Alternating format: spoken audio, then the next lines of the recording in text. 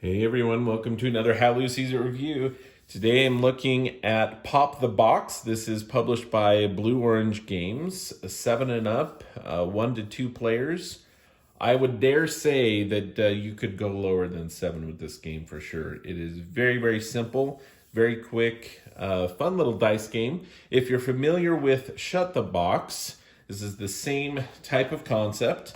This is really, again, designed for 2 players. You can play it solo, just trying to see if you can get all the numbers. But if you're not familiar with Shut the Box, the basic gist of this game is you're rolling dice and you add up the dice to, you add those up. So we have 9.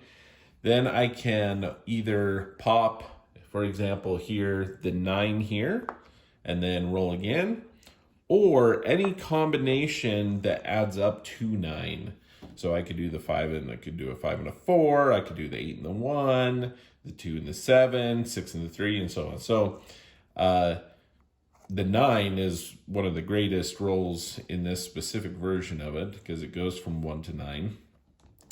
And that's basically it. You are required to roll 2 dice until all the 7, 8, and 9 have been pushed in. At that point, you can choose if you want to roll 2 dice or if you want to roll just 1 die and move on from there. Now, they suggest playing basically, best out of 3, 2 out of 3. So rounds. Basically, you stop when you can't, when you can't roll anything anymore. If you roll something and it doesn't work, then you're just going to simply add up the numbers that you have not popped. So 4 and 6, for example, I would have 10 points, and my opponent over here, they may have 1, 4, 10 points as well. That's a tie. We'd go to another one. But basically, if they had another one here, I would win that round, and then we would just start over and go from there. So best 2 out of 3, with the caveat that if you are able to, if I roll, say a 10 here and I can pop all of your numbers, then that's an instant automatic win.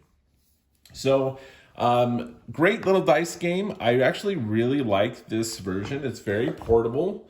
This is, a very popular craze right now with this silicone type design with these little circles that you can pop in and out. Very satisfying. It's one of those things that it's a craze for a reason. The reverse side here, you'll see is flat and then has just an opening to be able to pop in and out those. But yeah, so it's got the little center, which is great for the dice tray. It's great, honestly. The dice, I love that color of pips there for the dice. Really, really great.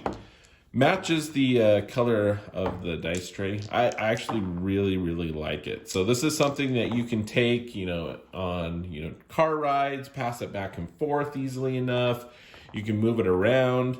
So, with Shut the Box, I know that it's usually, kind of on hinges or whatever it may be where it flips back and forth.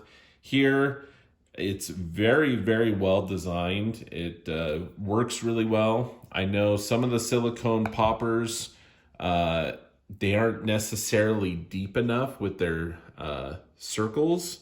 And so sometimes they pop back very easily. These do not.